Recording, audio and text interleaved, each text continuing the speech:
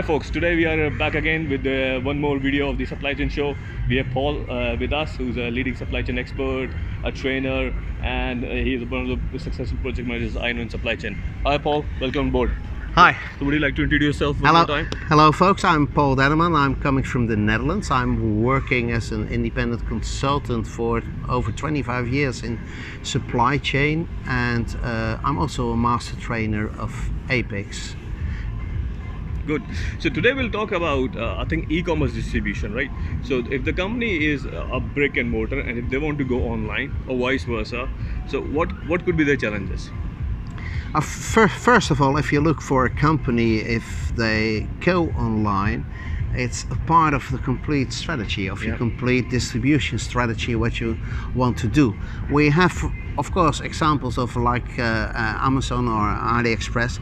They have a strategy where they focus on being online only, and the type of products they are bringing are also suitable for it. Because if we look to, for instance, food retailers, they have a lot of difficulties on online selling. Of course, there are some takeaway restaurants, they try to do it, but the real grocery is not yet successful. And why is that? Maybe because it's too local. Maybe you want to go to your shop and to your shopkeeper and know him personally. So in general, there is an online strategy. You can have that strategy as a single strategy, but you can also choose to have an offline strategy. And an offline strategy is, I have a store and people are coming to me, and it can be quite successful.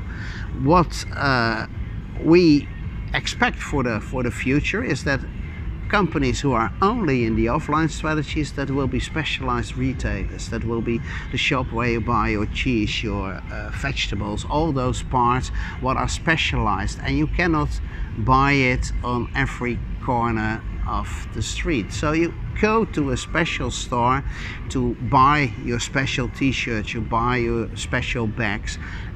That will be a successful factor. Those companies can also combine it with an online strategy, and they can be very successful in it. There are companies with which are doing only t-shirts, and they are successful to do so. So just a question: this: if I'm online, I have a store which I sell specialized, product, for example. Is it better for me to go into one of those established e-commerce platforms, like Alibaba, Etsy, or Amazon, right, as one of the channel options, or should I create my own online store? It looks like that an own online store is always better, but how do they find it? If you have an offline store, you are on the street and you have troubles to get the people to your shop. How do you do that on the internet? So you have to maybe compete on price. They do not know you. So lifting with strategies in Amazon is very good, because Amazon wants more products to be brought out of into the market, but they don't want to have the inventory, because the inventory, that's risk.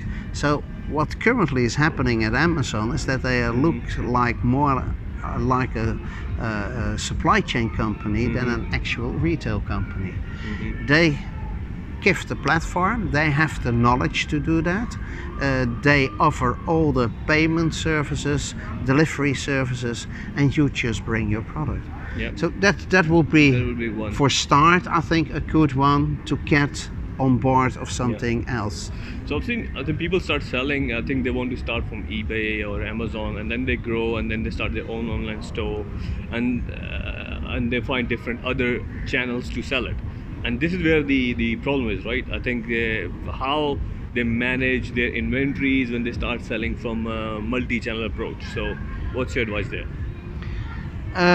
Usually what we see in multi-channel approaches is that there's still a single warehouse what is covering all the parts. The most famous example is, of course, Apple computers. If you buy your iPhone, you can go to the Apple store on the internet, but there are also a lot of premium sellers who are having internet sites where you can order, but also some not premium resellers who are doing that.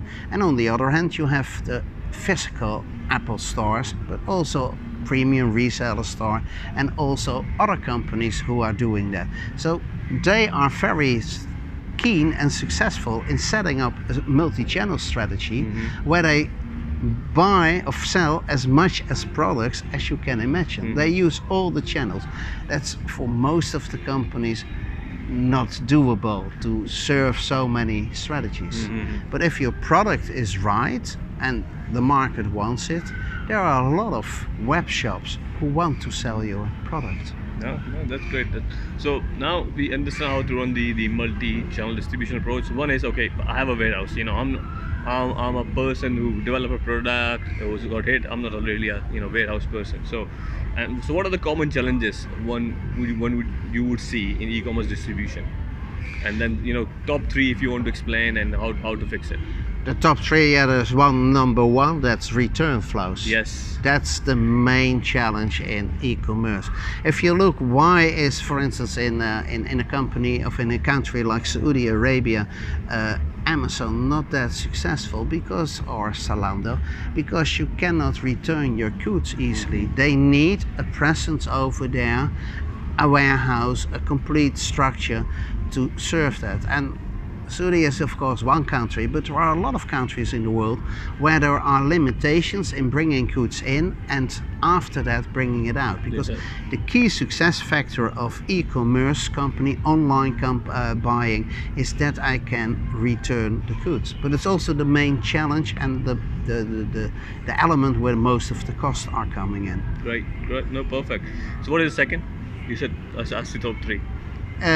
Returns, able to have the first. returns, that was the one. Yeah. The second one is also related to returns, because I'm selling something, my customer does not like it, it's not fitting, and they return it. That means that the process I'm having in returns, it's basically a negative sales process, but for my warehouse it's a very special receiving process that consumes a lot of time, and in a lot of cases, over 80%, the returns are seen as waste. They were thrown away because we cannot use it. The package is open, the product is damaged, and so on. So that's the second one.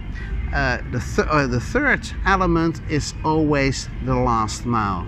Yeah. We have to bring the expensive. products to the consumer, and nowadays in a lot of countries, DPD, DHL, FedEx, they are all coming to your house on the same day, and cities are closing down, and that cannot be efficient for the future.